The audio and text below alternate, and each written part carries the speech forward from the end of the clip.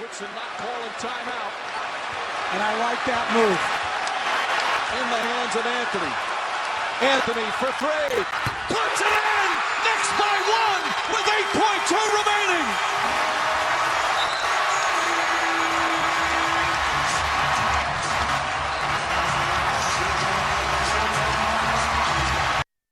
Set down by two. Mike Woodson not calling timeout. And I like that move. In the hands of Anthony. Anthony for three. Puts it in! Knicks by one with 8.2 remaining. All right, and live from the WQAQ studio at Quinnipiac University, you're listening to Infinite Sports Radio on this Tuesday evening. I thank you for joining us. I'm Kenneth Grunfelder, along with Ben Upson with that intro. Hello. First things first, Ben, why did you choose something that happened several years ago? Kenny, well, let's just put it frank here. The New York Knicks, of course, the last time that they've made the playoffs in any way, shape, or form was the 2012-13 season. And as of right now, minus the fans, but they're coming back. They're coming back. The Garden's going to have fans as early as next week. We're seeing shades of the Knicks 8 years ago. They are relevant right now. They're playing defense. They've got Emmanuel Quickley, one of the steals of the draft. R.J. Barrett's showing some nice improvements this season. Julius Randle's playing out of his mind. If he's not an all-star, I'm calling Adam Silver up. The New York Knicks are fun to watch right now. Tom Thibodeau has changed the coaching culture there in such a huge way. Way better than Jeff Hornacek, Kurt Rambis, Derek Fisher, and all the other idiots who've been running the show in New York. So the Knicks are one game below 500 right now. Back at it against the Magic tomorrow night. Let's go, baby. Yeah, so that's what we're starting out with tonight is the New York Knicks. Something that we typically don't start out with. The Knicks are... I can't even remember the last time we even talked about the Knicks on this show. Because of how pathetic they've been over the past 8 years. You had a lot of energy in your little soliloquy there. Would you mind telling the listeners out there what you were doing last night before we get into the Knicks game last night? What the energy, the kind of energy that you had, what you were doing last night, how long you stayed up last night. Yeah. All right, so and now everybody thinks we're crazy, but yeah. Yeah, we'll get to this later in the show, of course. But the Australian Open, tennis's first major of the year, going on in Melbourne in front of no fans until at least tomorrow. Sounds like fans will be back in time for the penultimate days of the tournament. Fairly on time, too. The tournament's only a couple weeks delayed, of course, due to this coronavirus. But what Kenny was alluding to is that, yes, in fact, I am absolutely crazy. I am feeding off of some type of, invisible energy that I don't know where it's coming from right now because I, Ben Upson, the co-host of Infinite Sports Radio, was up late last night into the morning to watch Novak Djokovic take down Alexander Zverev in what was a 4-set thriller, really. It was a great match filled with a bunch of momentum swings, fantastic rallies, and perhaps one of the greatest off-balance returns that I've ever seen in the world tennis by Novak Djokovic. So, knocked out at about 8:30 this morning, and, we got up at about, 12:30 in time for classes and such, and here we are, Kenny, about 7 hours later, and I'm feeling great tonight. When I heard that, my first instance was why, but you know what? I give you a lot of credit. You're very into the sport, and apparently you're going to do it again tonight, possibly. Yes. The quarterfinals actually just about to start. Ash Barty against Mukova. I can't remember her first name. The first women's quarterfinal match of the night. on ESPN Plus. The ESPN2 coverage begins at 9 p.m. tonight and into the night. And yes, Kenny, the goal, fingers crossed, is to be up late again when Rafa Nadal and Stefanos Tsitsipas take the court late tonight at 3:30 a.m. That is the goal. Have fun. Major tennis, baby. Nothing like it. I don't know where this energy is coming from. It is incredible because Kenny, if there's that was nothing. me, I'd be dead. Kenny, there's nothing like being behind the microphone on Tuesdays, man. Especially being with you, this show, the chemistry between us. Thank you. I appreciate greatest that. host out there. Yeah, so this is going to be an amped up show tonight, guys. I mean, in case you're not wouldn't getting say- the vibe yet. I wouldn't say I'm the greatest host, but thank you. I appreciate course. that with the the listeners tuning in as of right now. All right, so let's get into the New York Knicks. So, like I said, we haven't really talked about them. I can't remember the last time we did. I think it was probably before the whole pandemic started, with one of your classic rants. Really haven't talked about the Knicks, but they're relevant, as Ben alluded to. So last night they took on the Atlanta Hawks. The Atlanta Hawks, they had a relatively good start to the season, but they've really kind of struggled recently. As of right now, they are 11-16. The Knicks, as Ben said, are now 14-15. But one of the guys that Ben highlighted was Julius Randle, and this is a guy that's been in the league for a while. Really has kind of, not bounced around a little bit. Got drafted by the Lakers, and then spent the past couple of seasons with the Pelicans. But now he's with the Knicks, and now with Tom Thibodeau as the head coach, his first season as the New York Knicks head coach. Julius Randle could be an all-star this season. And last night, I mean, definitely had a great audition for it, dropping 44 points last night. Had 17 points in the first quarter. And you look at this Knicks team, it's not a lot of household names other than Derrick Rose, who they recently acquired, but he's not what he used to be. It's a mix of veterans and young players, and it seems like this team is really buying in. And I kind of compare this Knicks team with the Giants in a sense that the Giants, they bring in Joe Judge. He was old school, and a lot of people were saying, well, it's probably not going to go well with the younger players, and it doesn't look like it's going to work. It's kind of what Tom Thibodeau is. Tom Thibodeau is this old school head coach. I mean, you know him from his days with the Bulls and the Timberwolves, and now he's with the Knicks. A lot of people were saying, it's probably not going to work. The younger players are not going to buy in. But it seems like this team's buying in. And they can only build off of this momentum. And they have a kind of a soft schedule the next couple of games. So they can really relatively find their way, in the high up in the standings. Right now they're sixth in the Eastern Conference, and they're a couple of they're a half game behind the Celtics and the Pacers, and then obviously the Nets, the Bucks, and the 76ers. They're the top three teams in the East. The Nets are struggling defensively, but they're still up there. But the Knicks, they have a realistic shot to get themselves over 500, and who knows. But you really got to like what you're seeing. I think the Derrick Rose trade, I think, Ben, you would agree that the Derrick Rose trade has worked out so far. This is Derrick Rose's second stint with the Knicks.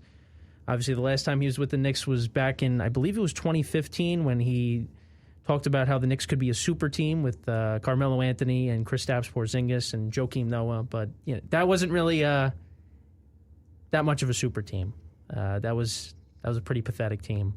But you know what? If you're a Knicks fan, you got to really like what you see.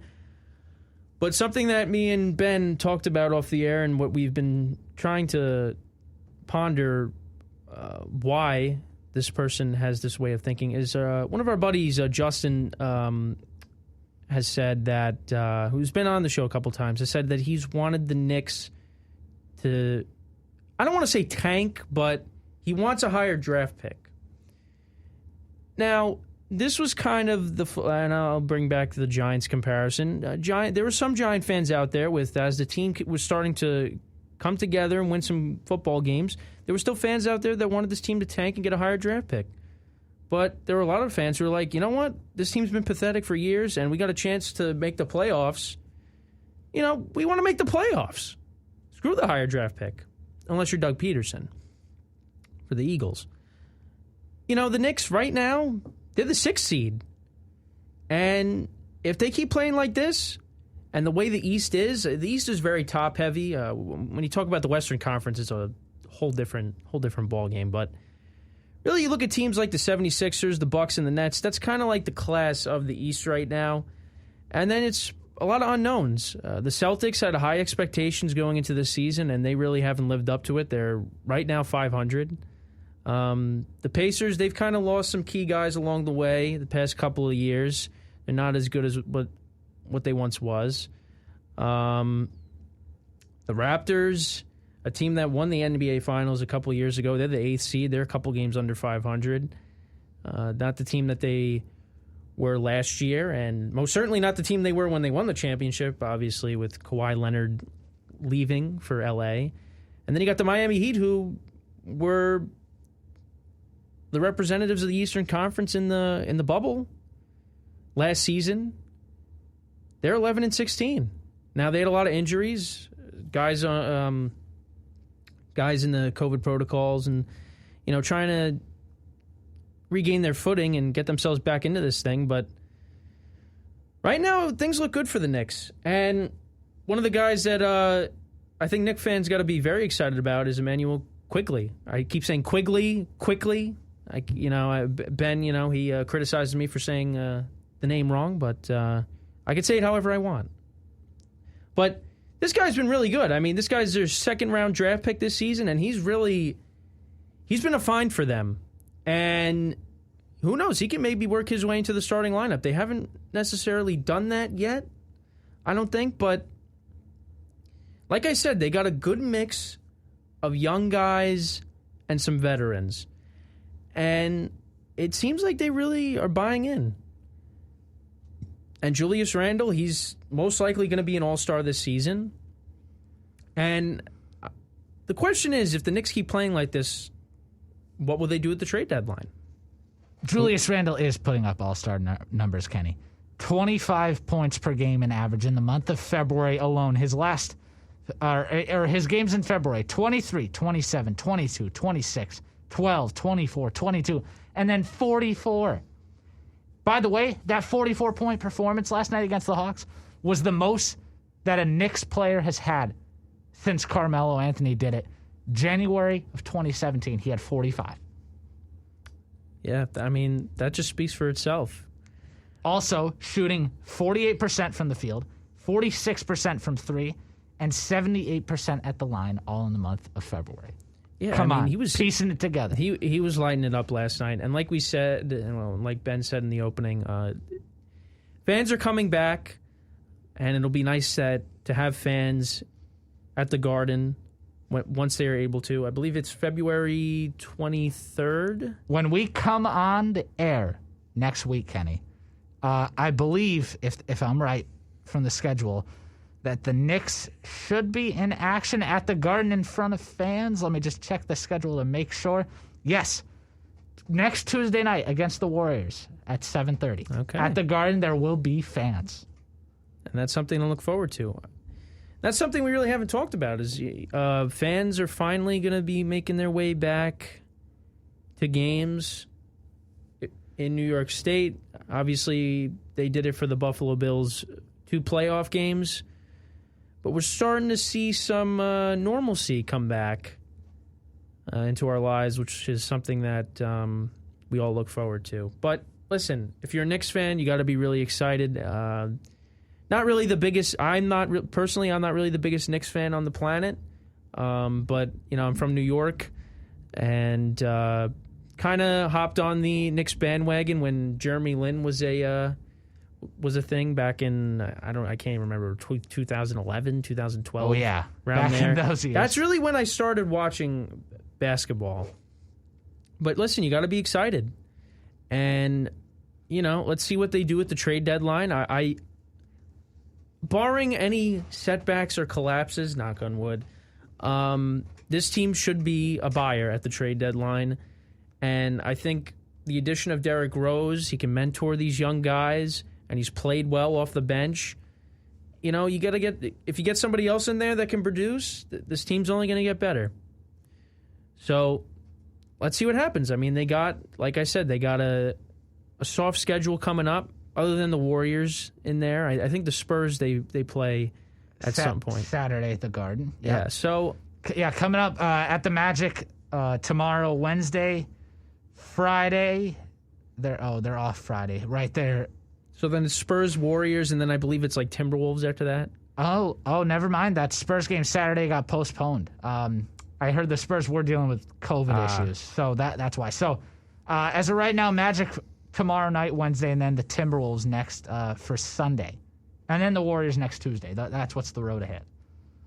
Okay. I mean, the Warriors are going to be tough.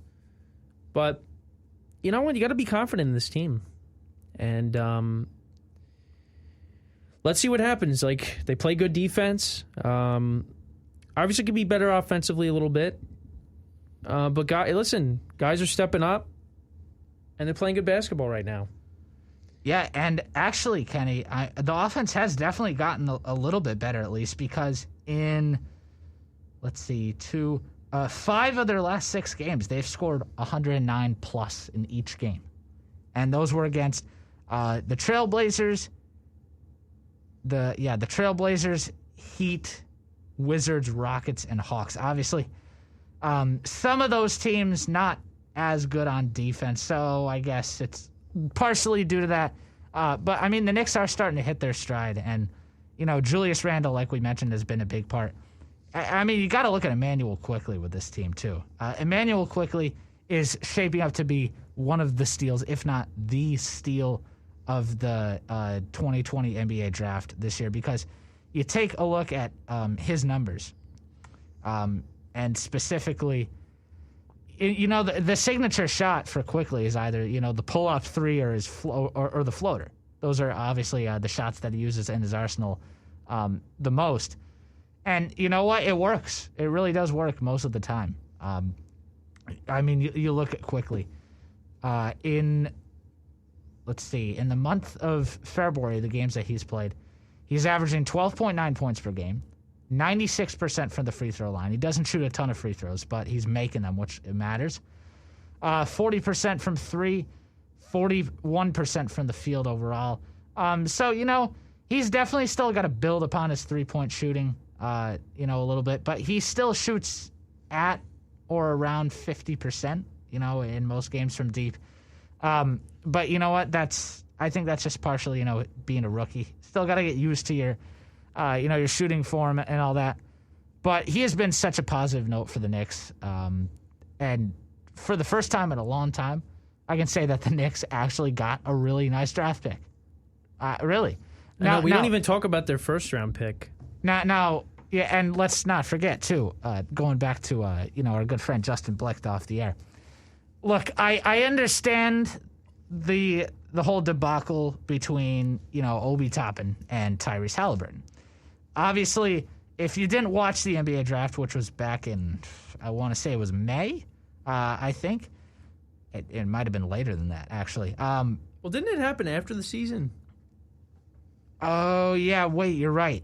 You forgot? Did you forget that COVID was I forgot that, yeah, COVID knocked everything back. Wow. Yeah, so in case you didn't know, the Knicks drafted Obi Toppin, with their first pick. They picked 8th, which, as Knicks fans, of course, we thought, we got robbed again, not getting a top draft pick. But you know what? I was pretty psyched, about this Obi Toppin pick. I thought Obi Toppin, would be a nice impact for the Knicks.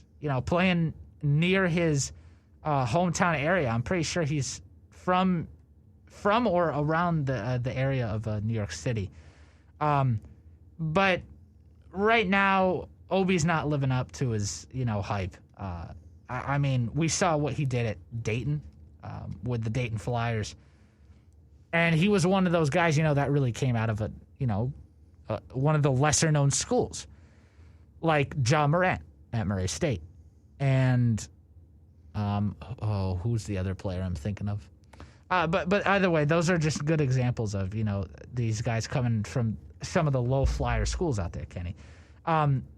But yeah, overall, Obi has not lived up to the hype at all, really. Just this season, in the how many games has he played? He's played a lot of games. That's irrelevant. Either way, he's only recorded 2 double-digit point performances this season. Hasn't been shooting a lot at the free throw line because, he's not getting a ton of minutes anyways. It kind of makes sense because he's young.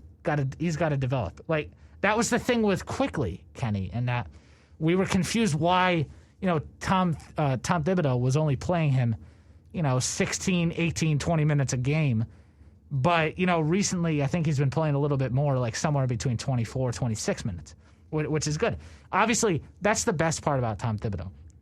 If you're out there on the court showing a lackadaisical effort and you're not playing defense, you're not going to play for this team. And that's just the Tom Thibodeau way. But anyways, back to Obi. The numbers are not wowing. They really aren't. Look, I understand. He's a rookie. All right? It takes time for these guys to develop. Now, Tyrese Halliburton, on the other end, who the Knicks actually passed up, and quite a few mock drafts had him going to the Knicks, but instead he went to the Sacramento Kings at the number 12 pick. And he's been a steal for them. He really has.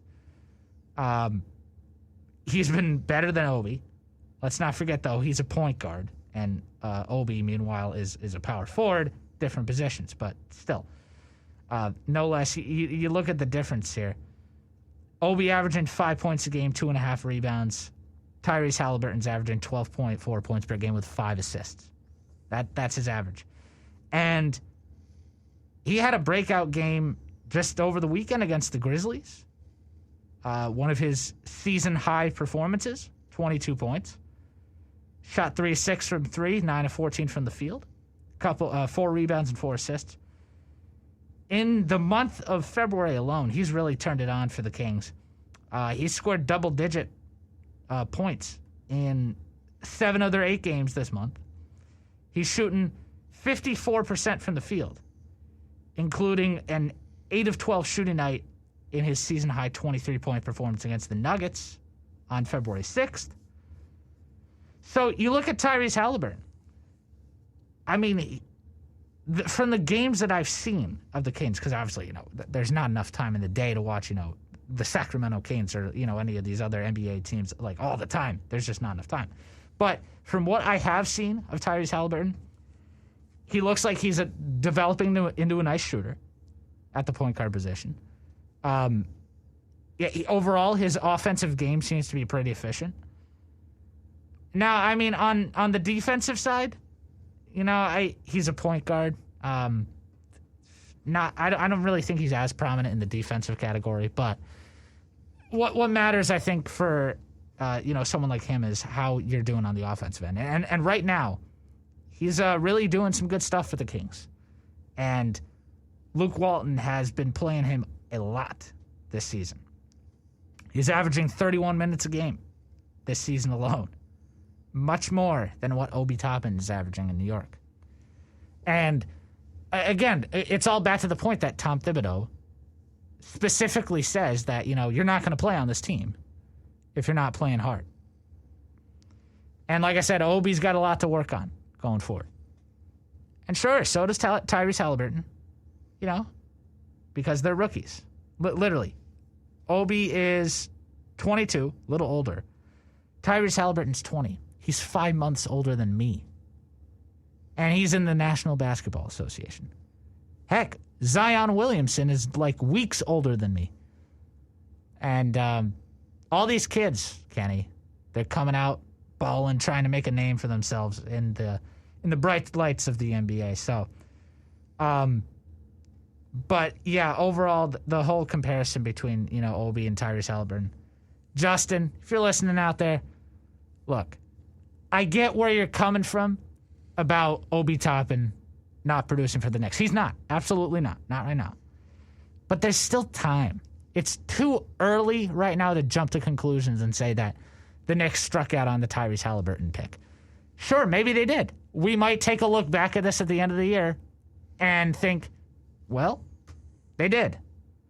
And maybe they did. But look, Immanuel Quickley has really made an impact for the Knicks. And Kenny, just to put a bow on this, since I know I keep, blah, blah, blah, blah, blah, talking to the audience here. The Knicks have won 3 straight. They're 14-15. They are right in the thick of the East, a half game behind the Celtics and the Pacers. 4.5 out of, dare I say it, the 76ers, who are first in the East. And the East is so jam-packed that between the 4 to the 12 seed, it's a 4-game difference. And that's from the Celtics at 4 to the Magic at 12. So the East is loaded with mediocre teams. And that's kind of what the Knicks are right now. But they are getting better. Absolutely. And if you're a Knicks fan, we're jumping for joy at 14-15. Because, like Mike Breen put it into perspective, after the game Friday against the Wizards, the Knicks picked up their 12th win in 27 games this season on Friday at the Wizards in a 109-91 victory. Last season, before the pandemic shut everything down, the Knicks hit their 12th win in their 44th game. They're way ahead of schedule. They were not projected to be this good. I think their team total for over-under for wins was 22.5.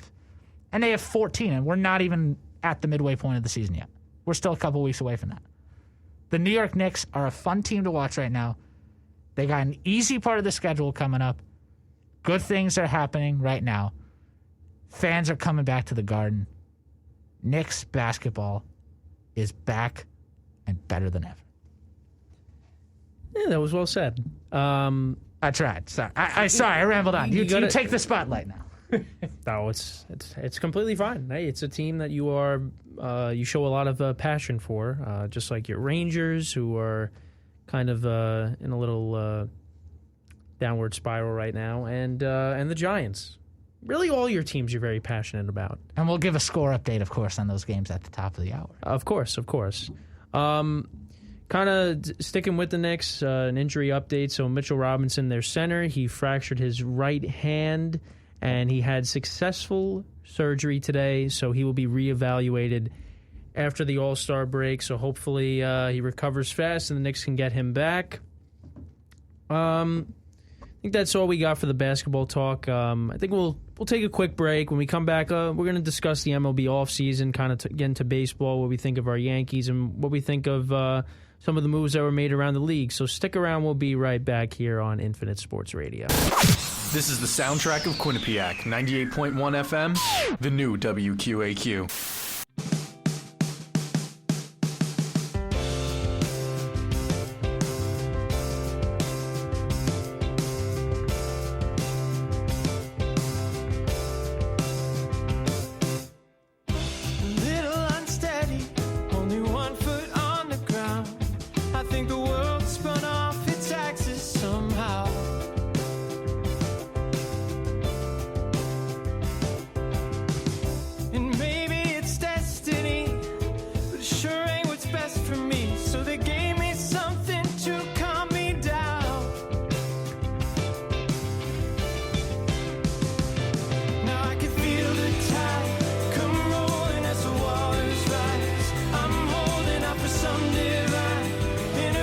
Or an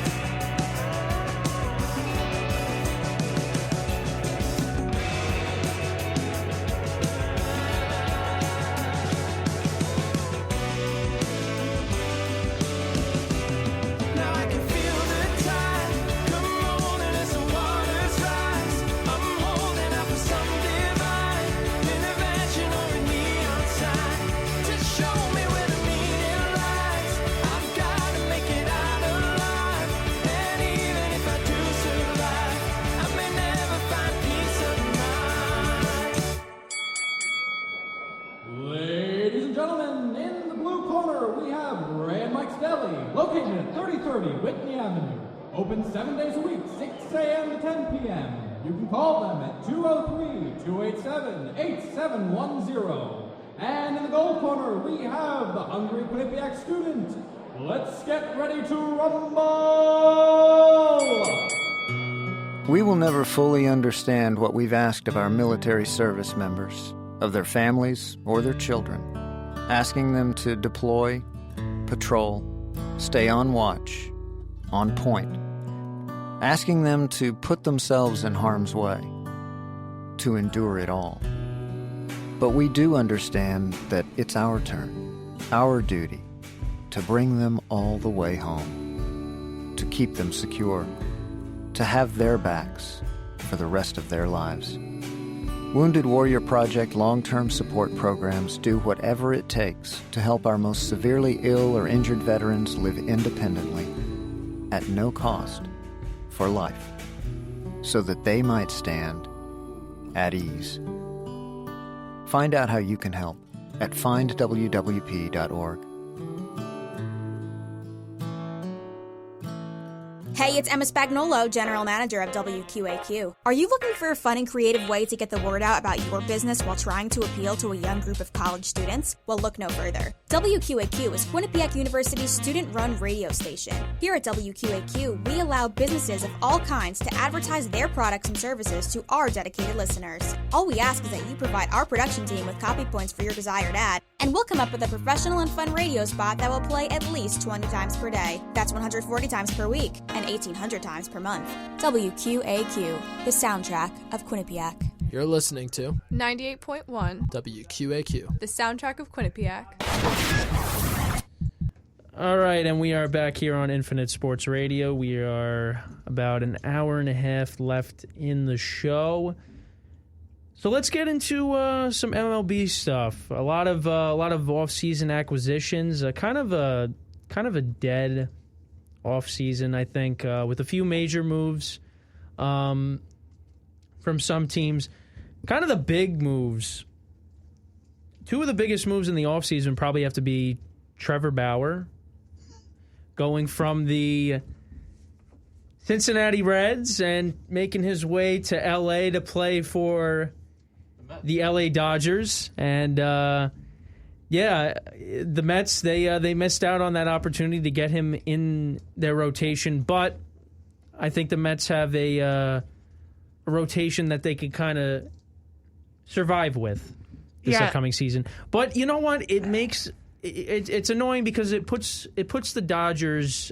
It just gives the Dodgers more ammunition coming into this season, and it is annoying because the Dodgers they broke through. They won the championship, albeit 60-game season. But you know what? They were clearly the best team, but they only get better.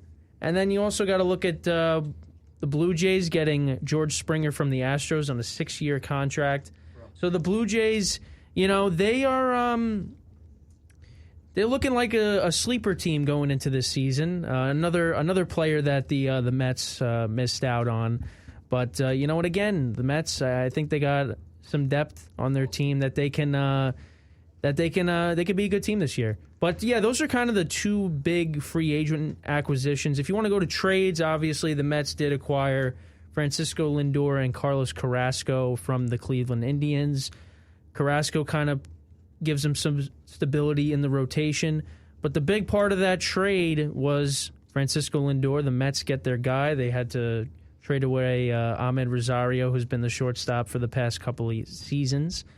But this makes the Mets lineup even better, and you kind of pair him with the core that they have in place with Pete Alonso, Jeff McNeil, and Michael Conforto. This team on paper should be good next season. But will they? Yeah. But will they be good is the question. Yeah, Kenny, and the MLB actually just dropped on, Tuesday? Yeah, so that would be Thursday last week that they dropped their projected 2021 standings. They have the Mets going 96 and 66 in the NL East. I personally think that's a little too high. I've been saying it, for the last couple of days. I finally made, a prediction for the New York teams, Kenny. I don't know. you bring in your stance here and where you stand. But I'm putting the Mets at 92-70 this season, and I'm putting the Yankees at 97-65. All right. Well, oddly enough, we were talking about the Knicks and about what our friend Justin was talking about. And just the weirdest thing has happened. He actually was here walking outside of the studio, and he's in studio with us right now. So Ben kind of had a moment where he lost it just now, just like I did last year when he just had one of his outbursts, Ben, and I couldn't stop laughing.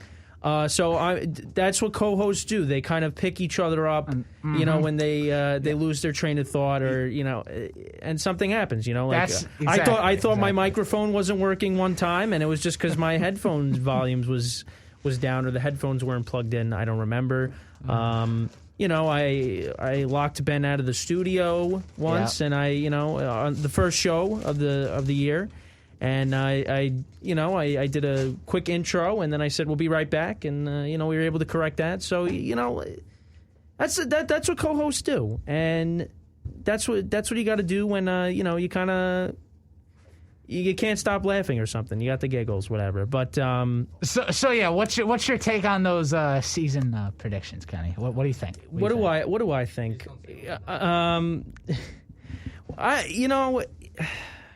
When you look at the Mets, and you look at and when you look at what the Phillies got going on and what the Braves got going on, those are probably the top three teams in the division. The Nationals, I don't know what to make of the Nationals. I believe. Well, let's look at what they did this offseason. The Nationals, though, they've kind of. I don't know. I think we talked about it last week, though. They had a very fluky 2019 season. I mean, nobody expected them to win the World Series that year. We did talk about it. They almost lost in the wild card game. If it wasn't for the right fielder on the Brewers, it slips my mind. But let's not forget about the series with the Dodgers too. Wasn't it in Game 5 when Howie Kendrick hit that? Yeah, well, they also brought in Kershaw in the 8th inning, and he gave up 2 home runs to tie the game, and then Howie Kendrick hit a grand slam. But the I think it was Trent Grisham, I think his name was, who was playing for Christian Yelich, who was injured and could not play in that game, misplayed a ball, and the Nationals were able to capitalize it and defeat the Brewers in the wild card round. But, really when you look at the Nationals, they're not the same team, especially last year losing Anthony Rendon. And obviously Bryce Harper the year before that, but who really cares? They won the World Series that year. Yeah, so they did acquire Josh Bell from the Pittsburgh Pirates, a left-handed hitter. They're trying to get some left-handed power into that lineup. Also acquiring Kyle Schwarber from the Chicago Cubs, another left-handed hitter. So they're trying to pair some guys up that have some power with what they already have, and Juan Soto, who's their young stud. They still got that pitching rotation. It's a year older now, so who knows how many years guys like Scherzer and Strasburg have left. So I don't know. We'll see with the Nationals, but right now I'm still saying the top three teams are, in no particular order, the Mets, the Braves, and the Phillies, even though that's kind of the order I'm leaning at right now. But the thing with another team, the Phillies, it just seems like they have the talent to put it together, and I thought last year was going to be the year that they broke through and made the playoffs, especially with bringing over Joe Girardi after his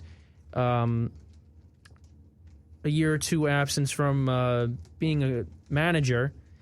I thought him stepping in and being the manager for this team, I thought that was going to make them even better. And then also bringing in a fan favorite for the Yankees, Didi Gregorius, bringing him in at shortstop. And also they extended Didi for 2 years. So it looks like he's going to be a mainstay in Philadelphia for years to come. And then also just guys that they also brought in, like JT Realmuto, who many people argue it could be, if he is, if not one of the best catchers in Major League Baseball. Gene Segura, who a lot of people would say was probably one of the best shortstops in the league, was an all-star with the Mariners a couple of years ago, I believe. So you got guys like that. You bring in, not you bring in, but you got a young stud, Rhys Hoskins. You know, they got some guys there that can play. It's just they haven't seemed to be able to put it together. And the Braves, they made it to the championship series. They did blow a 3-1 lead to the Dodgers.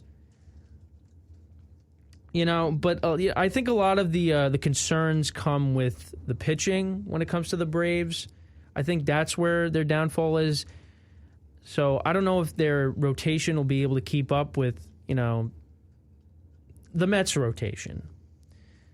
So I'm kind of leaning towards picking the Mets to maybe, I don't know, win the division, maybe. You know, because I just think that with the Lindor trade and Carrasco, you plug into that rotation along with DeGrom. And, you know, we'll see what happens with Syndergaard. He should be coming back later on in the season. You know, I think the Mets on paper, they should win the division. But yeah, we'll see. We'll see. It's gonna be interesting to see what happens with the Mets. But I'm leaning towards picking them to win the division because I just think the Phillies I feel like they're gonna have another one of those mediocre seasons. I could be wrong. I think the Braves, their pitching is gonna be what hinders them from being a deep playoff run team. And the Nationals, I just think they're kind of I don't know what they are, but we'll see. With the acquisitions that they made, maybe that makes their offense better. Maybe the rotation kind of recaptures the magic from 2 years ago, and who knows? But and then you know, let's not forget the Marlins because to be fair, they albeit expanded playoffs, they did make it. They did win a playoff game against the Cubs. Yeah, they did. So at Wrigley. Yep. First time they did that since 2003, the Steve Bartman incident, and then they went on to beat the Yankees in the World Series. Oh, man, who's ever going to forget the Steve Bartman Yeah, incident? also, in case people have not seen it, the 30 for 30 documentary called Catching Hell, which is about the Steve Bartman incident. That is a great documentary. I definitely recommend it. So, yeah, the Marlins, they got a young team. I think they're kind of just, you know, they're in a loaded division right now, and I think they're kind of going to be the odd man out. I think they're still a couple of years away. Kenny, one thing I'm really looking forward to, though, this season is the battle out there in the NL West. Now, obviously, it's looking like the Dodgers division, especially with the addition of Trevor Bauer now. But these pitching rotations... I think that's kind of an easy pick. But these pitching rotations, though.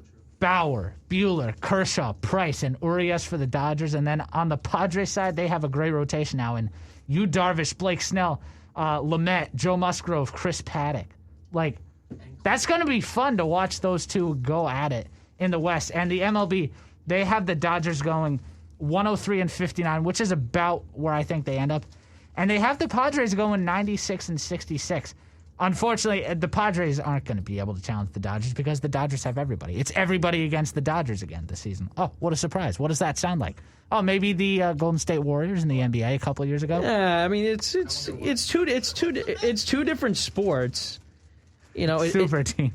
Yeah, it's two different sports. I think it's different in baseball than it is to basketball. I think basketball, if you do have one player that's dominant, that can carry a team like LeBron James, you know, you could go very far. I think with baseball, I mean, anything can happen. I mean, your pitching could be terrible, but your offense is potent, you know, or your pitching could be really good and your offense stinks, you know. So I don't know. I mean, it's going to be tough to beat the Dodgers this season. It definitely will be.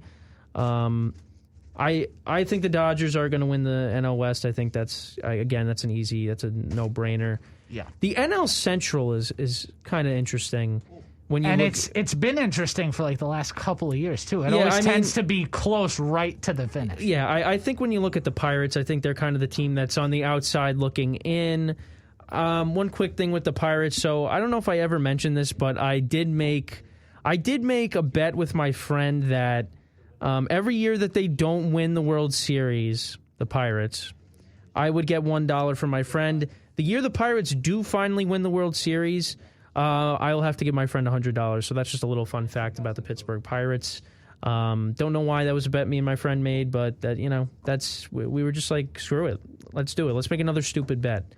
Anyways, so I guess kind of have to look at the Reds, the Cardinals, the Cubs, and the Brewers. You know what? I'm going to say the Cubs are going to finish fourth.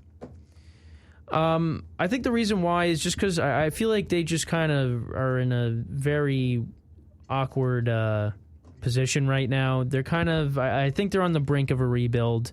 I believe they brought back Jake Arrieta, who spent the past couple of seasons in Philly, but you know, the rumors about them trading Chris Bryant and just, you know, the last couple of years they've been very mediocre. They make the playoffs and then they're, you know, first round exit. I mean, they did lose to, like we just said, they did lose to the Marlins.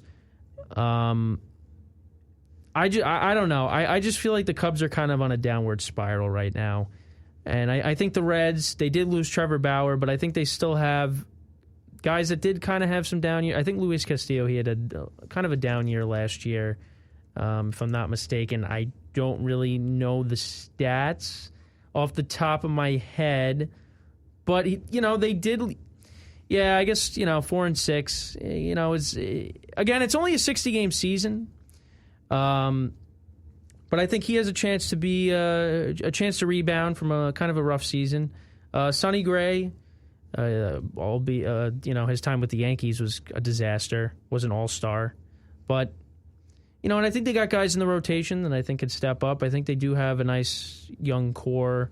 I think they could be better than the Cubs this season. I think a team to watch out for, I think, is the Cardinals. I think because... with the acquisition now of Nolan Arenado, and you have Paul Goldschmidt there, and you got the young core, Yachty's coming back.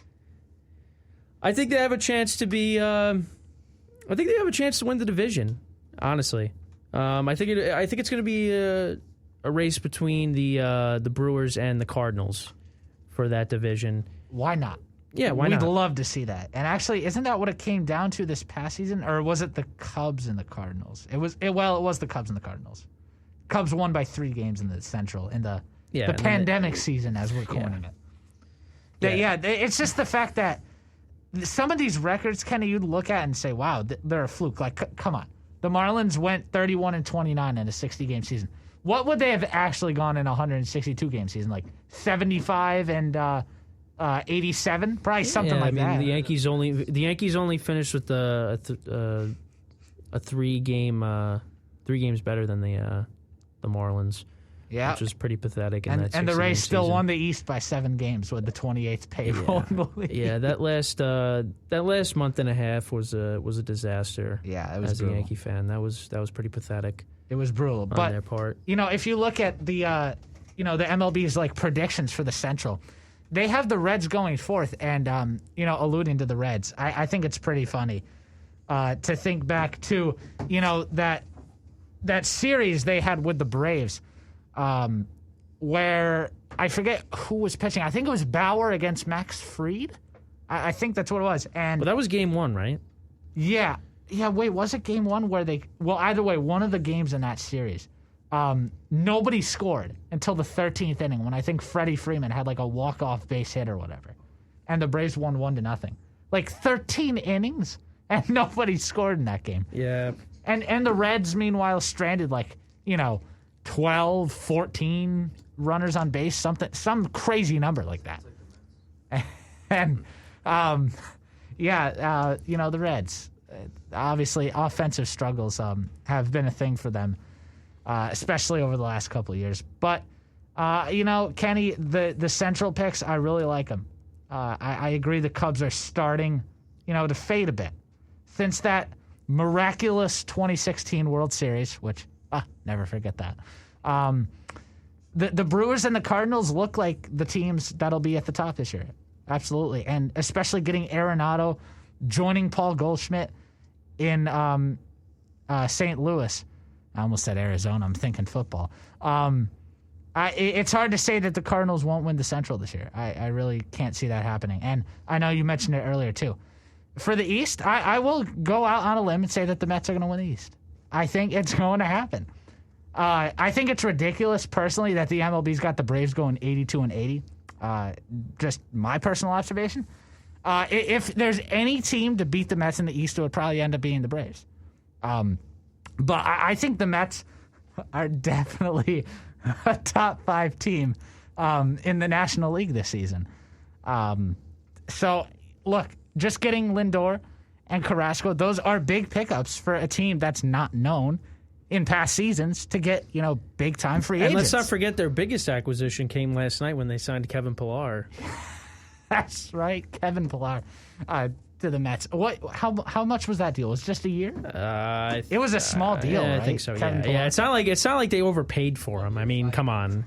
1 year, $5 million is as Justin says. So he's on top of this. He calls them baby moves. He doesn't appreciate any of the signings that this team is, because I think the Mets are slightly better now with Kevin Pillar than they are without.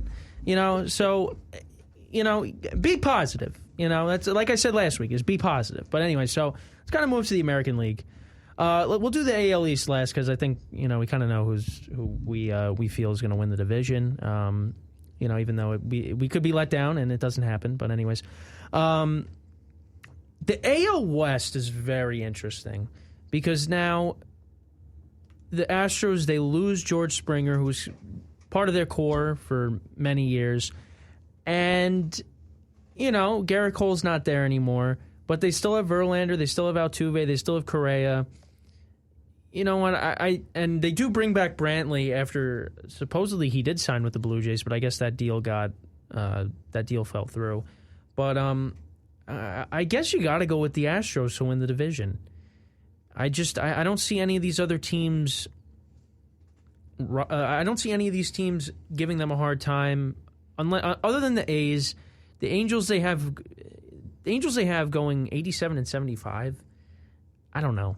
I don't know. The Angels, they just have been very they've been very meh over the past decade or so. They just really haven't done anything other than making the playoffs in 2014 and then just getting swept by the Royals, who would make it to the World Series that year and lose to the Giants, but then win it the year after. But I think the Astros are going to win this division. I think the A's, they had the opportunity to be that team to take down the Astros and maybe reclaim this division, but they didn't do that.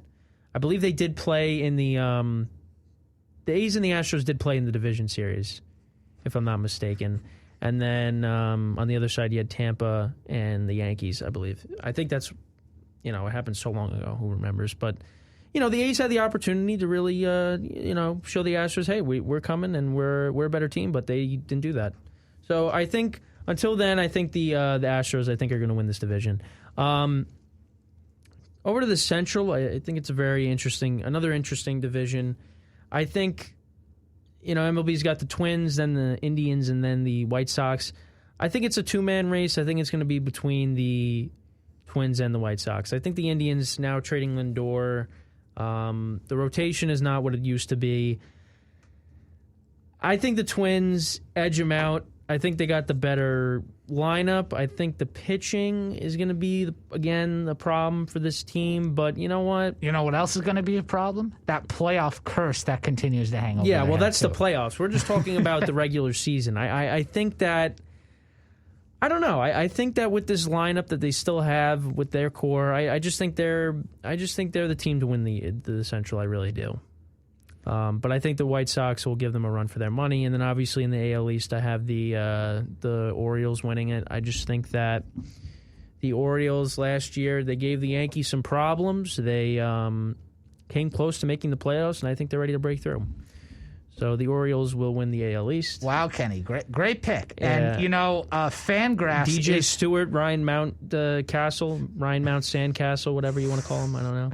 Fangraphs is so confident, by the way, that they're giving them a 0.0% chance.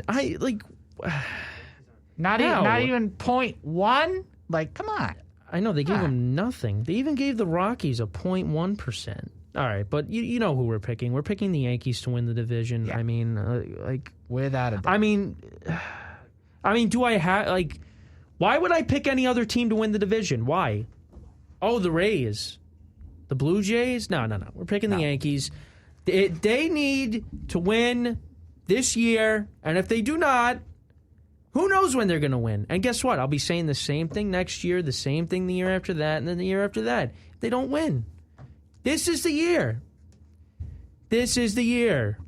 Okay? We keep saying that, though, and nothing happens. It's so aggravating with this team. It is so aggravating. They get there they get close, and then they're just like, nah, we're not going to hit in the playoffs. And that's their problem.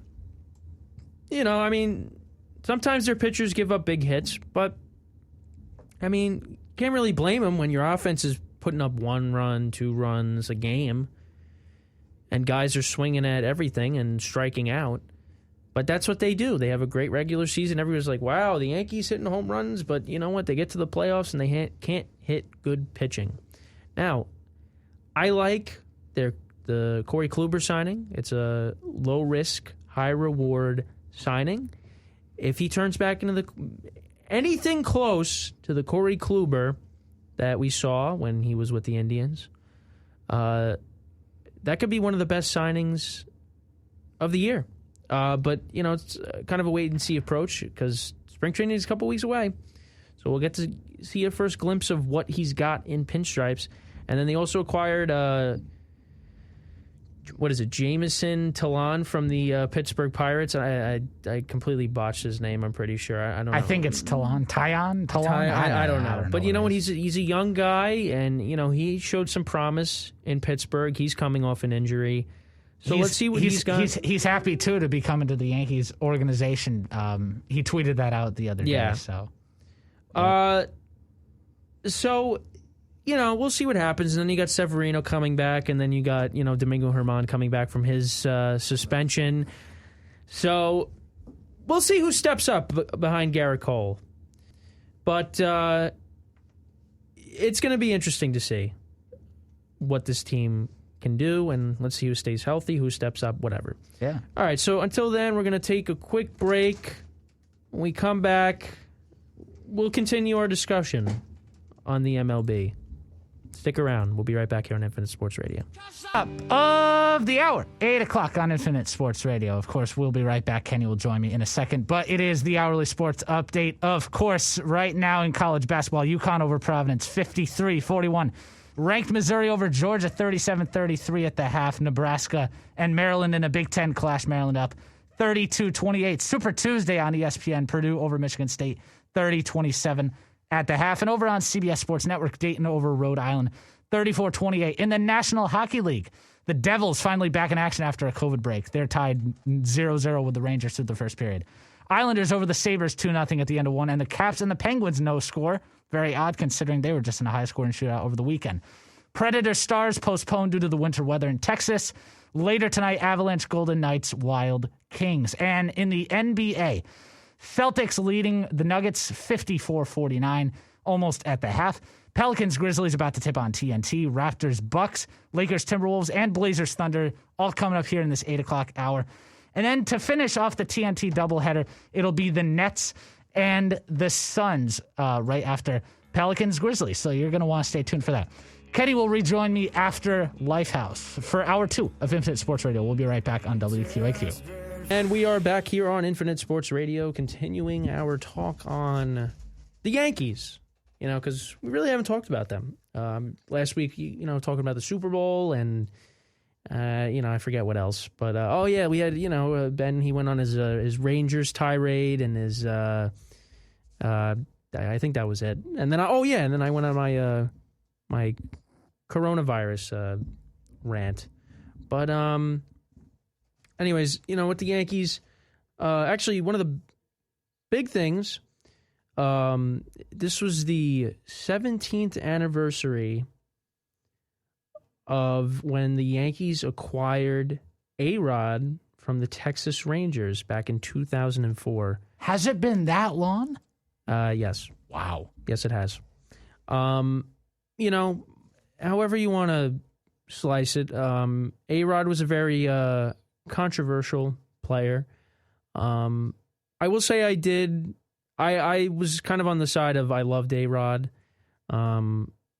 I think in the early part when I was younger, A-Rod was kind of like my favorite Yankee, and then as I got older, Jeter kind of became my favorite Yankee, and then A-Rod just kind of became a headache in more ways than one. But you know what? I did appreciate what he did do for the organization that wasn't annoying and bad and controversial, like bringing this team a championship. And just kind of the way he conducted himself, in the final 2 years that he was with the Yankees after coming back from the suspension, after he was caught for the second time with steroids, with the whole biogenesis clinic and, having to go to court and appealing the suspension and all that stuff that, was very annoying to deal with as a Yankee fan. And, but he did have some great moments. Definitely was one of the best players the Yankees probably ever had, ignoring the steroids. And listen, I'm one of those baseball fans that thinks that, steroids are part of the game. So these guys need to be in the Hall of Fame. I'm sorry. I mean, I don't know why baseball doesn't let some of these guys make it. Because, you got guys like Barry Bonds that they just don't want to put in the Hall of Fame. But I don't know. That's just my opinion. I think A-Rod should be in the Hall of Fame. I think he deserves it. I think he had the talent. I think steroids kind of just corrupted him. And, that's what happens in sports. Sometimes you get corrupted and you end up doing stupid things. And you see it everywhere, whatever sport that you're talking about. And I think he should make the Hall of Fame. I really do. Yeah. Kenny, you mentioned it there about, Barry Bonds and all these guys, like, not making it. And how about Curt Schilling this year not making it? And now he's requested that he wants to be, off the ballot, but supposedly the Baseball Writers Association, whoever, does the official, voting for the Hall of Fame, said that he is still likely going to be on there next year. I mean, don't you agree that Curt Schilling belongs in the Hall of Fame? I would certainly think so, right? Yeah, I think so. Yeah. I think so. I mean, this is a guy that won a couple championships. He's obviously known as one of his bigger moments was when he pitched in the ALCS in 2004, the Bloody Sock game.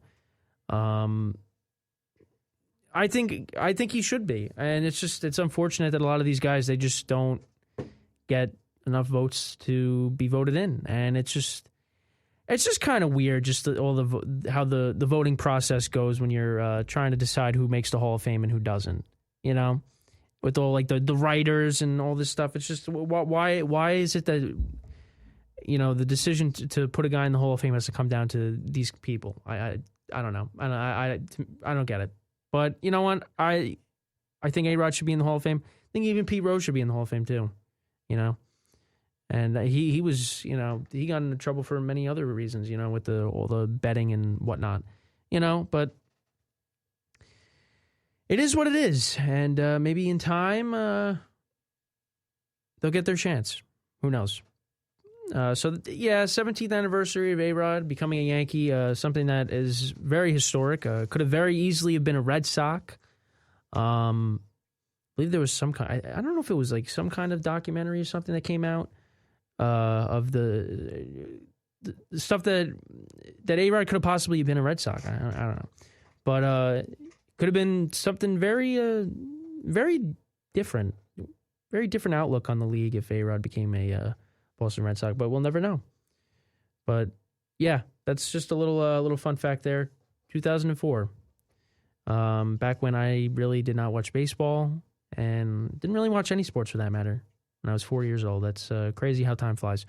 But kind of another minor thing with the Yankees, they did agree to a deal with left-handed relief pitcher Justin Wilson, who spent the past couple of seasons with the Mets, and he actually was on the Yankees.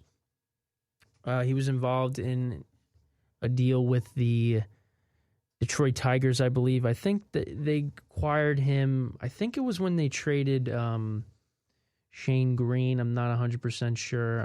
Or that might have been a separate deal. Hold on, I'm just gonna. I think you're right, Kenny, with the Shane Green package. And I mean, you look at Justin Wilson's stats. Obviously, he was with the Yankees in the 2015 season. That was actually one of his. I think that might have been his only year. Yeah, it looks like his only year here on his stats that he went, undefeated in the regular season. He played in 74 games, went 5-0 with a 3.1 ERA. Pitched in 61 innings, 21 runs, 49 hits, gave up 20 walks, struck out 66. And what was his ERA? 3.10. That's what I said. I mean, overall, and in his career, a 3.27 ERA. He's played in 480 games, tossed 430 innings, which is a lot for mainly a relief guy. And getting near 500 strikeouts as well in his career. Justin Wilson has been one of those, relief pitchers, I think, Kenny, that, I think he's fairly well known. And he's, pretty good. I mean, he's definitely an upgrade over Adam Ottavino. Yes. Oh, yes. And actually, no. The Red Sox can gladly take him off our hands. Yeah, and I actually was looking. It wasn't Shane Green. They traded Justin Wilson to the Tigers for Chad Green and Luis Sessa. That's what it was. Ah, okay. And no, and in the article it says the result was that trade on December 9th, 2015. The two pitchers, Chad Green and Luis Sessa, turned into solid big leaguers for the Yankees. I don't know about Luis Sessa being a solid big leaguer, but we'll go with that.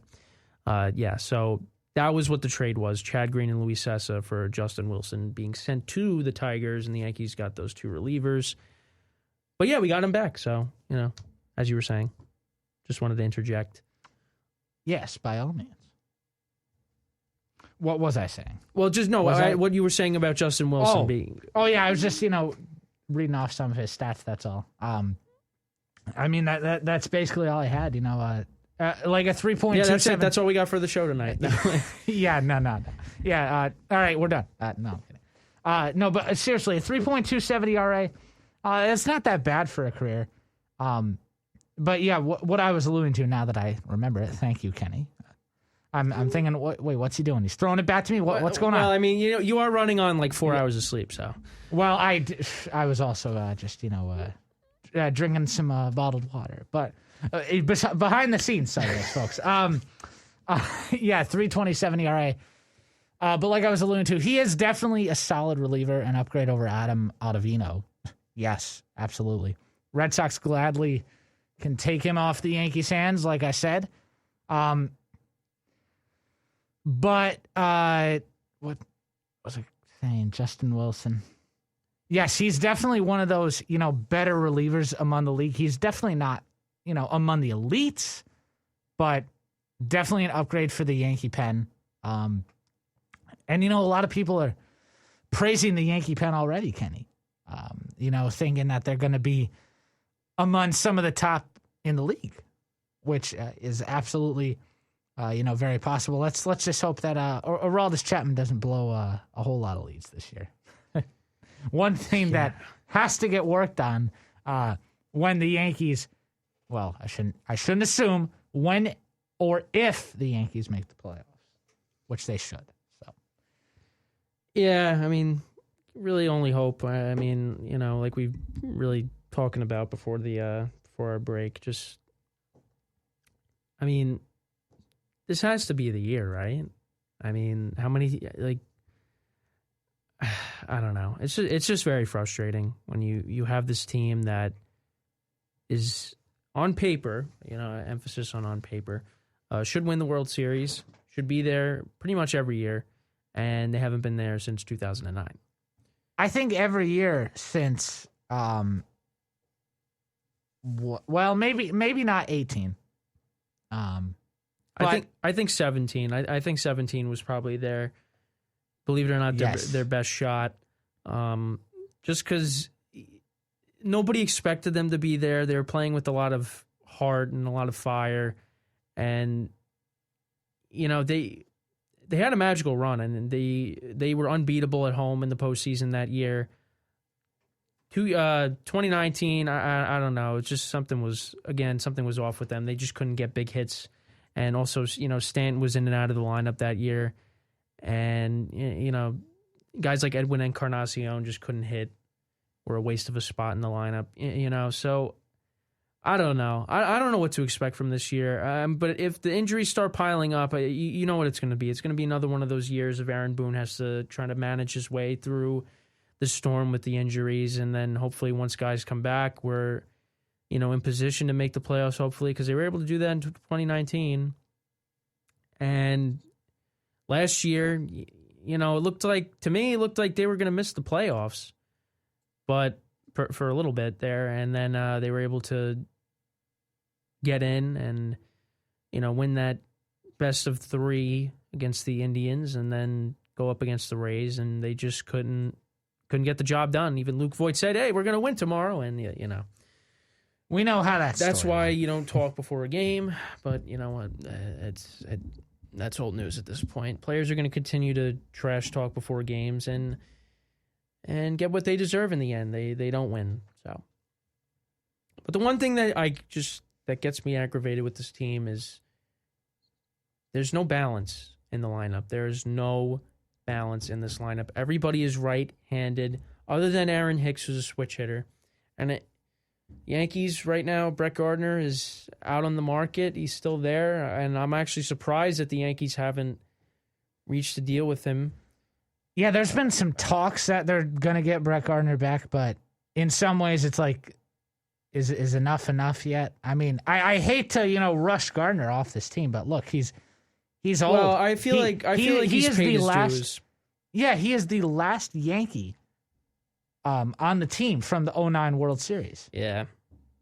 That's the one thing that stinks. But I don't know. I feel like his time is up as a Yankee. I feel like it's been up for the past couple of years now, but I feel like they've held on to him because they don't want to get rid of him. He's a veteran guy. He's a leader. He's durable. He actually doesn't, believe it or not, he doesn't get injured. That's why, he still plays defense at a high level. I just don't see where he fits. Now, he is a left-handed hitter, but you got a lot of guys that are young guys that are ready to break through. Clint Frazier, he's ready to take the next step on this team. Mike Tauchman had a great start to last season, and then he kind of cooled off towards the end. There's guys on this team, young guys that are hungry and they want some time. They want some playing time, and at some point, you got to let some guys go, and he seems to be the odd man out. Now, if he's still on the market during the season and injuries, rear their ugly heads, which with this team is very possible, Brett Gardner could find his way back to the Yankees in that regard. But who knows? I mean, I don't know what to expect from this team. I like the moves that they've made. I feel like the bullpen, I was a little nervous about it. I feel like this Justin Wilson move, I think, kind of eases my nerves a little bit. Not to the point where, like, oh my God, that was a great signing. I think he provides an arm that, I think he's an arm that provides stability for this bullpen. And I think that with him, I think with Chapman, with Britton and Chad Green, and some of the other guys that they could probably find, whether it's in spring training. I know they did bring in Darren O'Day, who maybe can provide another arm. Who knows? I think this bullpen is very different. It has a different feel to it. I don't trust the bullpen ever, to be honest. I don't know. It's just they make everything very difficult for themselves. The Yankees have had a really good bullpen for a long time. There really hasn't been a year where, in recent memory, where you could say the Yankees had a mediocre to below average bullpen. It's just, for me, I have very high expectations. And like I talked about last week, I'm very pessimistic. So really, when any of these guys come in, I'm scared because I don't know what they're going to do. But we'll see what happens. I think the bullpen is still going to be. I think the bullpen will be a strength. I think the rotation, it has the potential to be one of the best in baseball if everybody hits on all cylinders. If Garrett Cole is still himself, if Luis Severino comes back, which is, almost midway through the season, if Corey Kluber comes back healthy, if Talon, whatever you want to call him. Talon? I don't know. Talon? Once they start saying it on TV, I'll get the name right. If he provides some, again, stability in the rotation, and guys like Herman and, if they got to use the opener, which, could happen. The Yankees should be good. They should be a good team. They should make the playoffs. They should be right there at the end, but who knows? I really have no idea what to expect from this team. I really don't, because you know what? The thing that scares me to death is the injuries, because a lot of these guys can't stay healthy. Aaron Judge, Stanton, Sanchez, Glaber. I don't know. It's at least we got DJ LeMahieu back. That for a while it looked scary, but they locked him up. I think it was 6 years for $90 million. So they got their best player back, and he's like the one guy in that lineup that's not swinging for the fences every single time he gets up to the plate. So let's just hope for a good season. Let's just hope that the Yankees finally break through and they get to that World Series and they capture that 28th championship that we've been waiting for. I mean, the Yankees, they haven't been there in a while, and I think, people still, make jokes like, oh, Yankee fans, all they talk about is their rings, whatever. Well, you know what? Put that to bed. Yankees haven't been there in a while. They aren't that team that they were in the past. But they're still relevant. They should be there at the end. Can't wait for baseball to come back. Yankees 2021. Let's make it our year. Please. And let it be Yankees-Dodgers, too. Bring them on. Yeah, I mean, everybody's like, the Dodgers are so scary, and yes, they are. But you know what? I don't really care what anybody says. The Yankees went there in 2019, and they won 2 out of 3 against them. And that first game, they kicked their butts. Game 2 was very close. And then Game 3, we kicked their butts again. So you know what? I think the Yankees can give the Dodgers a run for their money. The rotation is the thing that scares me, because the Yankees don't hit good pitching in the playoffs. So if we do get that matchup that everybody's been wanting for the last 3-4 years now, it should be a great World Series if we get to that point. But who knows if it's going to be those two teams? I don't know. Could be another one of those national teams just, catching fire at the right time and getting to the World Series and winning the whole thing. I don't know. I don't know. But we will see. But, we'll be here from now till, I hope, the beginning of May. So we'll be able to talk about, but we'll be here for mostly the first month of the season. And then, when we come back in the fall, we'll see we'll talk about how the summer went, because we won't be here. But let's just hope they get it done. Let's just hope. Kenny, that is the hope. Boy, they are really hungry for number 28. Are they though? They are. Are they hungry? Because I know we are, but are they? Yeah. Are they hungry for it? Is Stanton hungry for it? Yeah, that's definitely the thing to consider. We can't swing for the fences every single at bat, guys.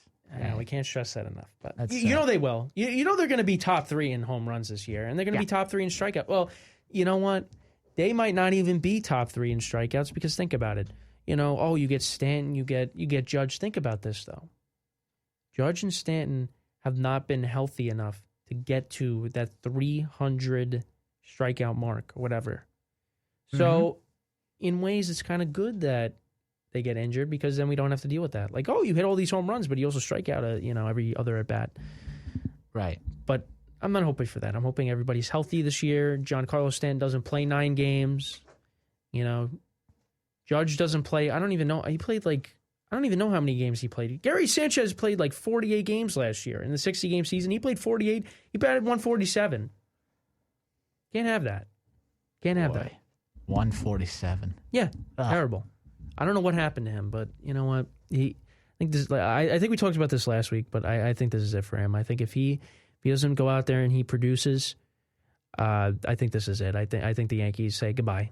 That's it. I don't know where they go from there, but I would move on from him. He's just it'll be that time if Gary Sanchez isn't able to consistently produce this year, because sooner or later, enough's enough. Batting 200, 210. They started. I hate to interrupt, but they started playing Higashioka a lot more in the playoffs. Mm-hmm. So you got to produce Sanchez, or you're going to be out of here. That's the New York market. Target on your back. Yeah, pretty much. I don't know. I just, if they, it's going to be another frustrating season. I can feel it, but let's hope for the best. Absolutely. So we're gonna take another quick break. When we come back, we'll talk about some NFL rumors, some NFL stuff in general, because we can't go one show without talking about football, even though football is over, but it doesn't stop with us. And if there's enough time, if there's enough time, little college basketball talk and a preview ahead to the rest of the Australian Open this week, which again I plan on staying up for. Yeah, have fun later with that tonight. March Madness, we will get that this year, and we're coming up on about 1 month until March Madness, which will be great. Get the brackets going. Thank goodness, and probably have Duke in it for the 6th straight year in a row, winning the whole thing. If anyone is interested, about college basketball. And if anyone is interested, the rest of the way we will we'll open up those phone lines. Call us up 203-582-5555. That's 203-582-5555. So, call in about anything. We'll take any call. Seriously. All right. All right, Kenny. So we'll come back with that after the break. You're listening to Infinite Sports Radio on 98.1 WQAQ.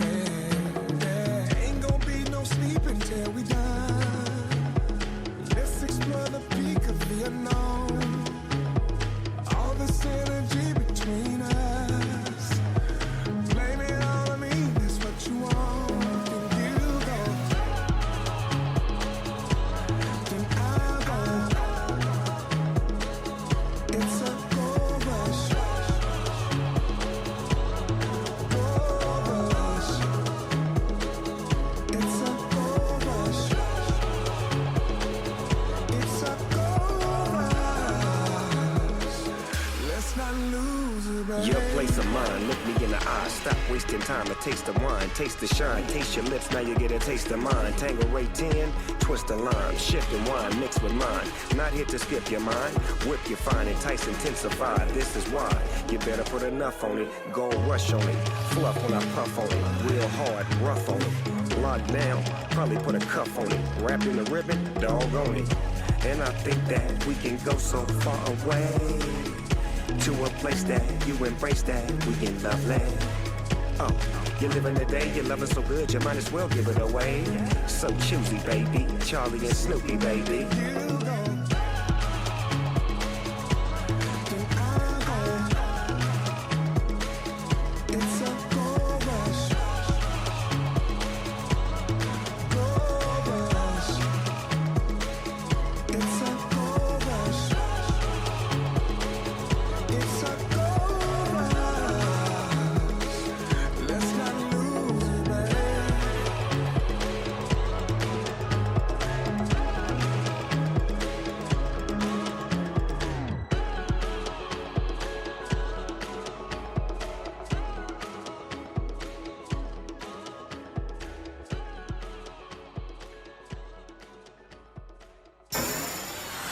Initiating transmission. 98.1. All right, and we are back here on Infinite Sports Radio. We got about a little over 20 minutes left in the show. So some NFL stuff, some rumors. Long-time defensive end for the Houston Texans, J.J. Watt, was released by the organization this past week, and it was out of for his request. That wasn't even English. He requested to be released, and the Texans did, in fact, release him. So now he is out on the open market. This is a guy that a lot of people said could be one of the best. Was at the time was one of the best defensive players of all time. And he, for a while he was, and in 2014 he was the runner-up for the MVP. Obviously Aaron Rodgers won that MVP in 2014, his second MVP. And after that it was kind of a little bit of a downward spiral. I keep using that phrase, but J.J. Watt has suffered a lot of injuries. This past season, I believe he did play all 16 games. But I think he is looking, now that he's on the open market, I think he's looking for a contender to kind of join and potentially help win a championship. And a lot of rumors swirling out there that maybe he could potentially join the Green Bay Packers. Now, I saw some things about the Cleveland Browns too, but the Green Bay Packers make a lot of sense. That's his hometown. That's, that's where he went to college. It makes a lot of sense. The Packers need an edge rusher to help out on that defense, and getting J.J. Watt would make perfect sense. But who knows? The Packers, they got, some cap space issues along with a lot of other teams due to the pandemic. A lot of cap space things to figure out. I know the Giants, I was looking at their cap space. They have like 1 million, and they got to cut some guys. I think Golden Tate and I think Kevin Zeitler, their right guard, could be guys on the chopping block, but I don't know. I mean, it's tough. I mean, or maybe he really want to go ring chasing and join Tom Brady in Tampa. I don't know. I mean, personally, I would love to see him go to Green Bay. I really do. I think it'd be a great fit. And listen, anything to help Aaron Rodgers right now to win another ring, which, should have been this past year, but fallen short yet again. It's just very depressing, especially when we had Tom Grassi come on after they lost to San Francisco in the championship game last season, and it looked like that was Rodgers' last shot, and it didn't seem like he was going to get back there again. But he came out and he really looked like Aaron Rodgers, and he won his MVP, and It just looked like it was going to be his year. And if it wasn't going to be his year, it was going to be Drew Brees' year. But, of course, it was Tom Brady's year yet again. Can't seem to get rid of him, but, he keeps coming back. And he'll be back next year. And the Bucs will be even better. So, I don't know. The Packers, they got to make moves that help them win right now. And, if they don't do that, they're not going to do anything. They kind of made moves from this past draft to kind of prepare themselves for the future rather than the present. And maybe if they would have made some more moves that kind of focused on right now, today, maybe the Packers would have been in the Super Bowl. But you know what? It was Tom Brady. It's not like they lost to a Bucs team with Jameis Winston as their quarterback. They lost to Tom Brady. Tom Brady kind of changed the culture of that team and that defense. And ultimately, that was a little bit too much for the Packers. But I think J.J. Watt would be a great acquisition if the Packers were to get him. What do you think, Ben? What do you think J.J. Watt should do? And where do you see? What's the most likely scenario for J.J. Watt? Boy, that's actually really tough, Kenny. I haven't thought much, into where he might potentially go. I mean, if there's actually rumors about him, going to the Packers, that'd be a huge upgrade for their defense. I mean, whoever is able to haul him in, it's a fantastic pickup. No matter, I think, what market or what team you are. Now, obviously, I do believe that T.J. Watt, who's at Pittsburgh, of course. JJ and TJ, the Watt. And don't forget Derek Watt. Derek, yes, that was the fullback. The fullback, yep. Yeah, that's right. So I think JJ Watt, if JJ and TJ kind of goes well together. If they're able to, team up in Pittsburgh, that would be something else. That would just add to the already lethal Pittsburgh defense. Because as we saw this past season, that even though Pittsburgh had it going early, with an 11-0 start to the season, they weren't able to really keep it going the rest of the way. I mean, especially on the offensive side, things didn't seem to be clicking. But I personally think that, the Steelers were a little gassed out by their, crazy schedule that they had. Of course, since they had to play with COVID and all that, they got a Wednesday game against the Ravens and then a Monday game against Washington the following week. And that ended up being their first loss of the season. Yep, and then I think they went to Cincinnati after that. I think it was Buffalo and then Cincinnati. Buffalo was in between that on Sunday night. Yeah, so that those were tightly scheduled games for sure. Yeah, look, Kenny, I do see too. I actually do remember reading about this earlier today. That not just the Packers, but also, it sounds like, DeAndre Hopkins is trying to bring in J.J. Watt out in Arizona, which would definitely be a great pickup there.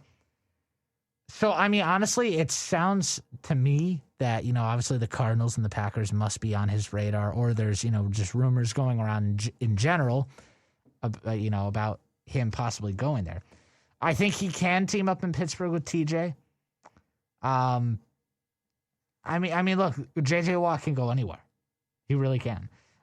That's what the best part is about being perhaps one of the best, if not the best, defensive tight ends in the league. Yeah, we heard some background noise here in the studio.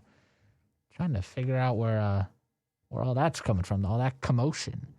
But J.J. Watt is 31 years old, which that's already hard to believe. Like I said, he is definitely one of the best, if not the best, defense ends in the league. You know, you look at his stats. I think he's only, what is he? Obviously he's aged with the position that he's played in. I think he's what, like 31, 32? I just said he's 31. Yeah. He's played in 16 games for the Houston Texans in 7 out of his 10 years that he spent there. What is going on out there? Well, they're getting amped across the hall about something. Wow, I don't know what's going on. I guess they're getting amped up about J.J. Watt. I don't know. Yes, they must be hearing us. They must be listening in the other room. Well, because didn't you raise the volume? So isn't it Yeah, I did. It must be going out there. So maybe that's what they're hearing outside. Yeah, we have a speaker outside the studio here at Quinnipiac where anyone walking on by can hear us, even when they're not tuned in on the FM dial or online streaming. But yeah, J.J. Watt's got 2 career picks. Fumbles forced. Yeah, that's what FF stands for. I'm looking at a Pro Football Reference. He's forced fumbles. Forced 25 fumbles, 101 sacks, 282 quarterback hits, which is unbelievable. And then fumble recoveries, he's got 16. Those stats really speak for themselves there, Kenny, in that J.J. Watt is one heck of a player. And like I said, he's so good that, obviously not every single team is going after him. Of course not. No. But he's one of those guys that can literally pick to go anywhere, just about, if he wished. Obviously, a lot of financial things to work out there. But either way, I personally, see J.J. Watt going to Arizona. It sounds like, this recruitment process by, DeAndre Hopkins seems, like a pretty serious deal. That's an interesting pick. But I will not rule out the Packers. I would not. They could definitely use a guy like him, for sure. I think Arizona. I could agree with you and say Arizona might need him more. Right. Because you could say, well, the Packers do have the Smith brothers. They have Kenny Clark. Arizona's defense, they do have some nice pieces on defense. Mm-hmm. But they could definitely use a guy like J.J. Watt. They do have Chandler Jones that's there. I don't know if Marcus Golden, the Giants did trade to them. They could definitely use somebody else. Yeah, absolutely. A little bit of parity out there in Arizona. And Kenny, switching gears here a little bit, also, we heard about the rumors with Carson Wentz potentially getting traded. Yep. Where does that stand right now? Because I haven't heard anything in the past couple days about, where he might be going. I feel like right now, seems a little quiet. Yeah, it's very quiet. I was just looking at something. It did say that the Bears are hung up on one thing in the Wentz trade talks. So I guess right now, the favorites to land Carson Wentz at this very moment, if he is indeed traded, is the Bears. The thing that I think would be hilarious is if it's a Nick Foles and Carson Wentz swap, and you end up having Nick Foles being a backup again, this time to Jalen Hurts in Philadelphia. And I think Eagles fans would love that. I think Carson Wentz, and I think a lot of people will say this, I think Carson Wentz definitely needs a fresh start. I think Eagles fans have kind of had enough of him. I think he's had enough with the Eagles, and I think he just needs a fresh start. I think the worst thing that happened to him was that ACL injury in 2017. That really threw everything off. That was his best year as a starter. That was his second year as a starter. And just injuries. And now, most recently, getting benched for Jalen Hurts. I just feel like his confidence is at, I don't want to say an all-time low, but it's definitely taken a hit. And I think the best thing for him is a fresh start.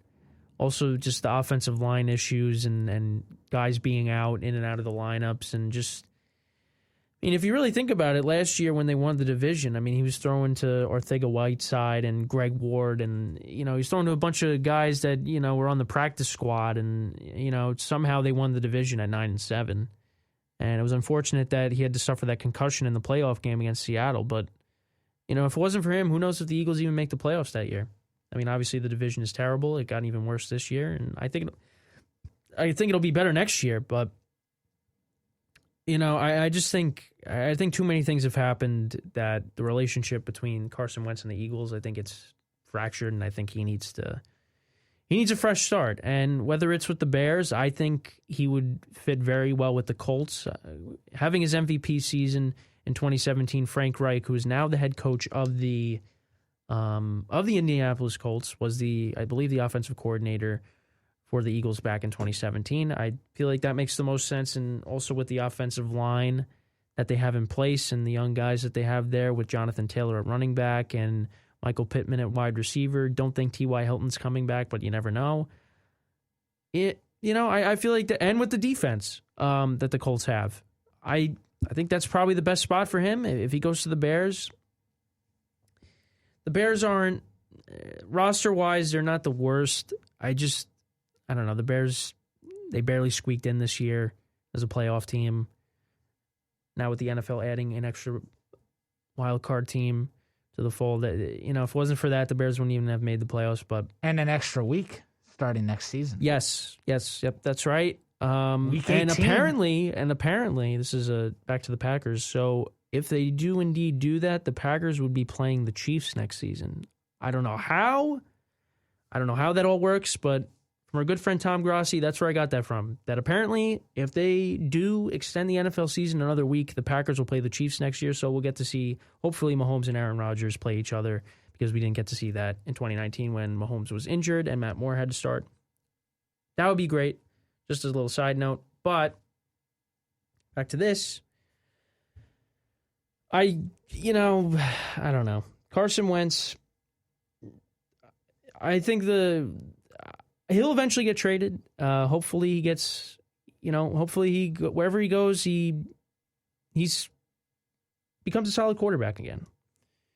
Because I've seen a lot of things on the internet, people making comparisons to Mitchell Trubisky, and the stats are like very similar. So, we'll see what happens with that. Other quarterback news. So it seems like the Carolina Panthers are going to go all in on trying to get Deshaun Watson. And I was just about to bring that up. Yeah, and, I think the Panthers, that would be a great fit for him. Now there was a rumor that they would give the Texans would give the Panthers. The Panthers would give the Texans 3 first-rounders and Christian McCaffrey for Deshaun Watson. Those rumors were like false. But if you put Deshaun Watson in that offense now Curtis Samuel is a free agent, he's likely gone. Hopefully, maybe the Giants pick him up. I don't know. But you'll have DJ Moore, you have Robbie Anderson, and you have Christian McCaffrey. If you give Deshaun Watson those weapons, I mean that offense is going to be very scary. The thing you have to worry about if you're Deshaun Watson is if you get put in that situation, are you going to have a defense that's going to be able to stop people? Because the Panthers' defense really wasn't that good last year. Now, the Panthers did go all in the draft on getting defensive players. I'm pretty sure every draft pick was a defensive player, if I'm not mistaken. I'm not 100% sure, but they did go all in on defense in the draft last season. And maybe those guys will develop into solid players in year 2. They take the next step, and maybe the defense is better. I don't know. Maybe the Panthers, if they get Deshaun Watson, they could be a sleeper team next year. I don't know. And I don't know if they're going to be able to rival Brady's Bucks, and who knows what's going to happen to the Saints. I mean, the Falcons are a mess. I mean, everybody's probably going to be better than them in that division, but you never know. But I mean, hey, if you got Tom Brady and Deshaun Watson in the same division next year, that's something I'd sign up for. Absolutely, that would be unbelievable. And Kenny, we saw with the Matt Stafford trade just how much that the Lions gave up, or was it the other way around? I'd see now. How much the Rams gave up? Yeah, how much the Rams gave up? Yes, it's all right. You did what I did when I was talking about the Panthers maybe getting Deshaun. So yeah, we saw how much that the Rams gave up to get Matt Stafford, and supposedly the rumor is that it would be 3 first-round draft picks and Christian McCaffrey, which would be an unbelievable trade. I mean, we're talking that is so much to give up. But you know what? It's Deshaun Watson, seriously. he is totally worth that package if, the Panthers do decide to heavily, pursue him. Obviously, the Texans have been pretty, abstinent between, David Culley and the rest of Texans management about, hanging on to Watson, but he's going to be gone. He's so done with Houston, as he should be. Oh, he's not playing another down for that team. No.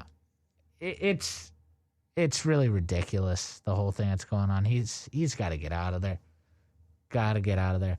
And the Panthers could definitely be a destination for him, and it sounds like it with the news from this afternoon. That is some big news coming out of Carolina. So, if they do decide to go after Watson, I'd be glad for him in that system.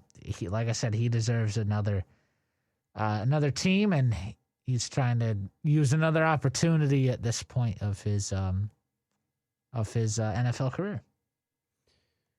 Yeah, I mean, and then also you got recently. I mean, I don't think he'll get traded, but you never know. Russell Wilson coming out and talking about his level of frustration he has had with the lack of protection that he's had to endure over the past couple of seasons.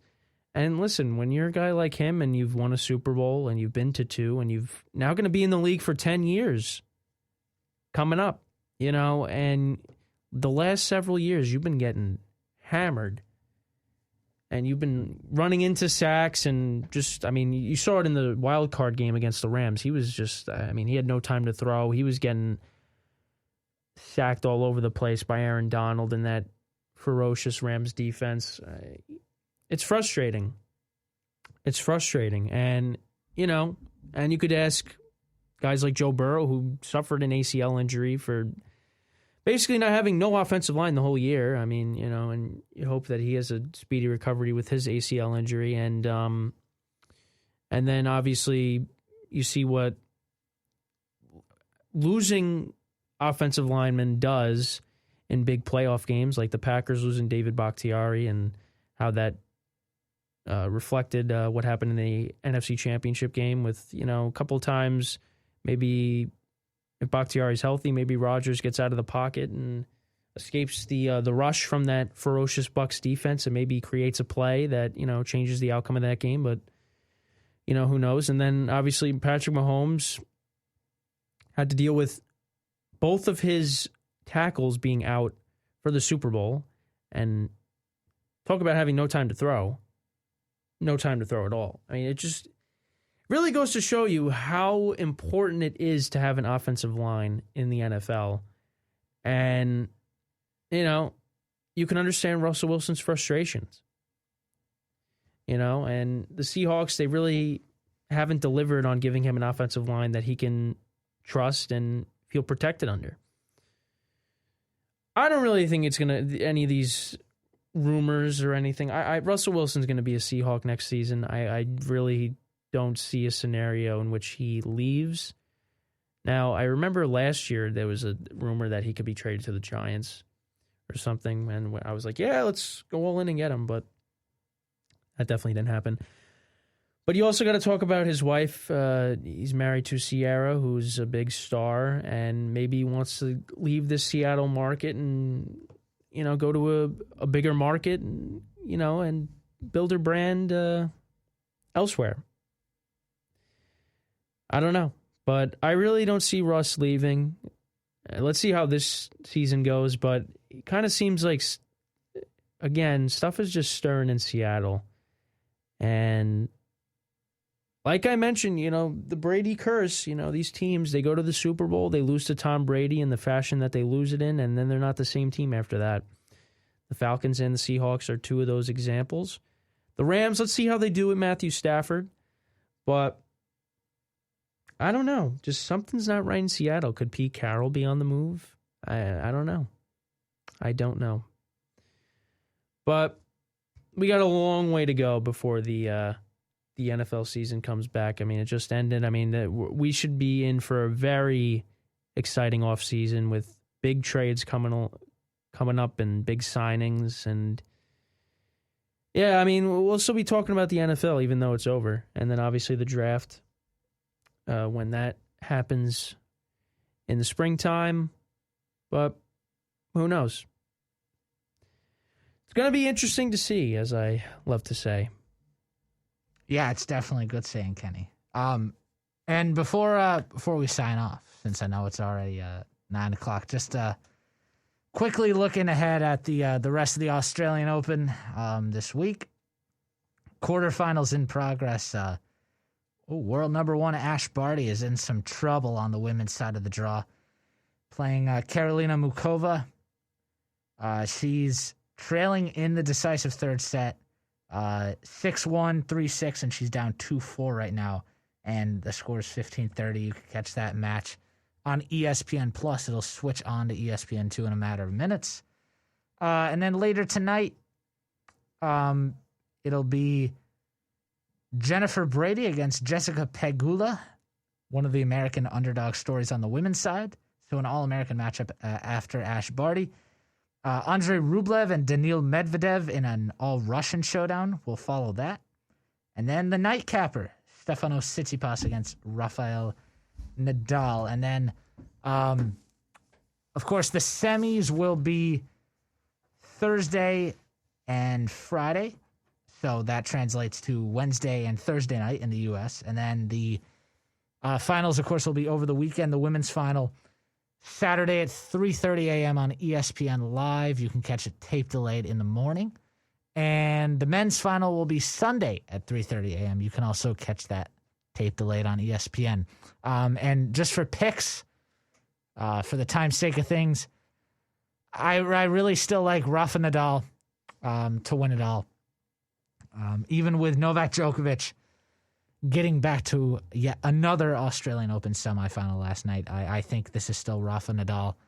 I think he's a little bit healthier, and he's ready to win the title. And then on the women's side, obviously, we'll be absolutely looking forward to that Naomi Osaka Serena Williams semifinal matchup, which will be tomorrow night, late tomorrow night, that is. On the women's side, I like Osaka. I hate picking against Serena. I hope she does it because she is actually playing her best tennis right now. But Naomi Osaka has been so good at this stage of the major. She has not lost a major match in the quarters, semis, or finals. But I'll give Serena a shot, but I do like Osaka better. So I think Rafa Nadal and Naomi Osaka are your Australian Open winners this weekend. All I have to say is have fun staying up. I'll try. You know, God bless you that you could stay up that late, stay up all night for that, because I most definitely would not be able to. All right, so that is all the time we have for tonight. If you stuck with us the entire 2 hours, we really appreciate it. We appreciate your support, and we'll be back the same time, same place next Tuesday night, 7 to 9, as always. Yeah, so that's what we got. Signing off, I'm Kenneth Gruenfelder, along with Ben Upson, saying so long, have a good night, and we will see you next time. So long. Hey, it's Emma.